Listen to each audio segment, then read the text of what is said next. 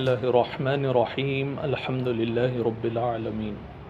والصلاة والسلام علی سید الانبیاء والمرسلین وعلی آلہ وصحبہ اجمعین۔ السلام علیکم ورحمۃ اللہ وبرکاتہ۔ کیا آپ نے کبھی ایسا دیکھا ہے کہ ایک امیر ترین شخص اپنے شہر کے غریبوں کی شناخت کرے اور ان میں کیش تقسیم کرے؟ مثال کے طور پر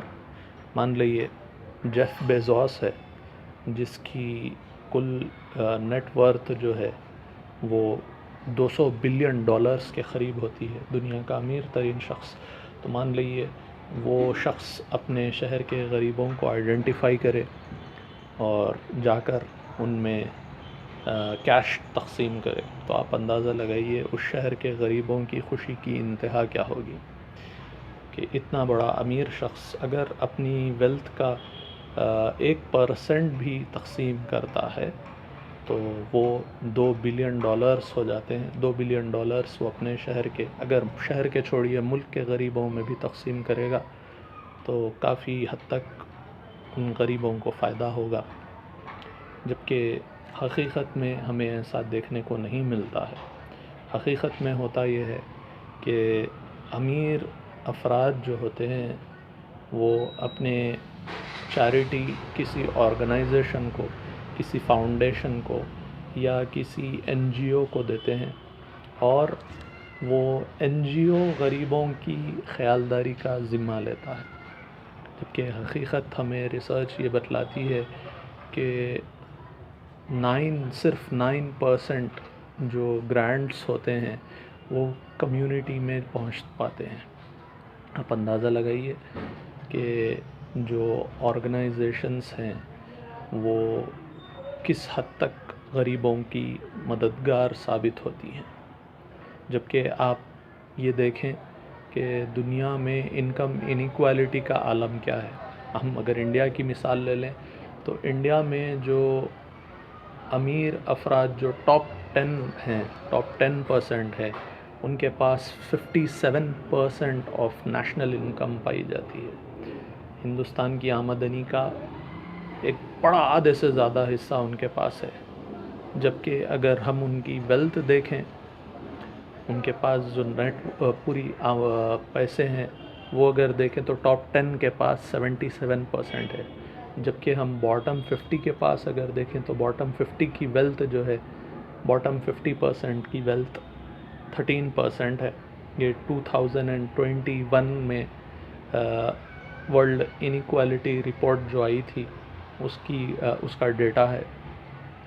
تو انکم انیکوالٹی اتنی زیادہ ہے، اور جو چیریٹی کے نام پر جو کام کیا جاتا ہے اس کا بہت ہی کم حصہ غریبوں کو، مستحقوں کو ملتا ہے، اور جو ملتا ہے وہ بھی اس طرح ملتا ہے کہ اس میں بہت ساری شرائط پائی جاتی ہیں کہ آپ فلاں ایجوکیشن حاصل کریں گے تو آپ کو یہ چیز ملے گی، آپ فلاں کام کریں گے تو آپ کو یہ چیز ملے گی۔ تو مجھے آپ یہ بات بتلائیے کہ کیا غریبوں کی ضروریات کسی شرائط کے ساتھ منسلک ہوتی ہیں کہ غریبوں کو اگر آپ یہ کہیں کہ بھئی آپ فلاں کام کریں گے تو ہم کھانا دیں گے ورنہ نہیں دیں گے، اور وہ بھی ان کو ڈائریکٹلی کیش پیمنٹس نہیں ملتی ہیں، جبکہ آپ اسلامی نظریہ اگر دیکھیں تو اسلام میں جو ٹیکسیشن سسٹم مسلمانوں پر عائد کیا جاتا ہے، جو بنیادی رکن اسلام ہے وہ ہے زکوٰۃ۔ تو زکوٰۃ میں آپ اپنی آمدنی کا، اپنی سیونگز کا، جو سال بھر کی سیونگز ہوتی ہیں اس کا 2.5% غریبوں کو ڈائریکٹلی مالک بناتے ہیں۔ یعنی مان لیے آپ کے پاس $100 ملین آپ کی ایک سال کی سیونگز ہے، تو 100 ملین میں سے 2.5 ملین آپ کو غریبوں میں تقسیم کرنا ہوگا، غریبوں کو مالک بنانا ہوگا۔ اب ہمارے پاس گورنمنٹس بھی ٹیکس لگاتی ہیں اپنے امیر افراد پر، چاہے انڈین گورنمنٹ ہو یا دنیا کی کوئی اور گورنمنٹ ہو،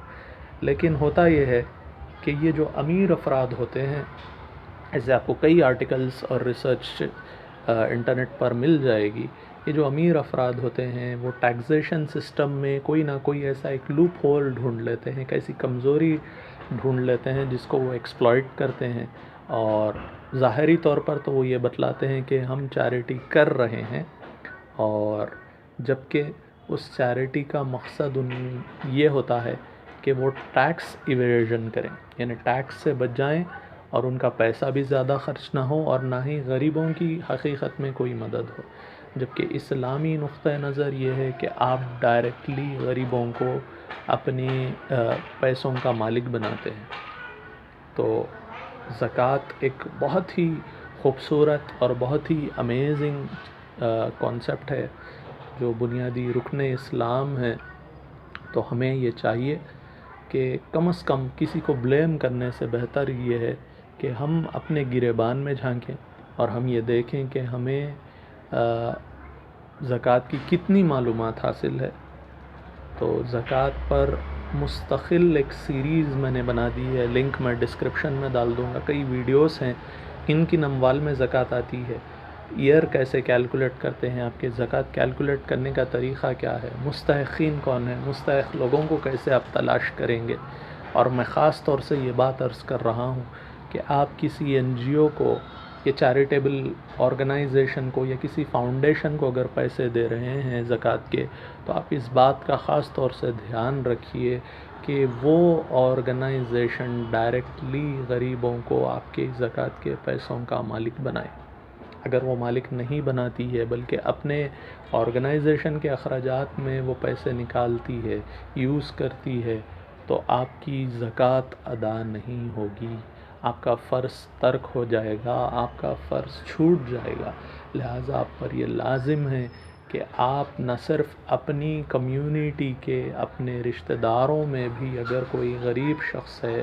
اور اپنی کمیونٹی میں اگر کوئی غریب شخص ہے، محلے کا ہے، شہر کا ہے، تو اس کو تلاش کریں، اس کی شناخت کریں اور اس کی مدد کریں. اور یہ بات آج کے دور میں کافی اہمیت کی حامل ہے کہ جب انکم انیکوالٹی اتنی زیادہ بڑھتے جا رہی ہے، اور پینڈیمک کے بعد تو غربا کی تعداد میں اضافہ ہو رہا ہے، امیر لوگ امیر ہوتے چلے جا رہے ہیں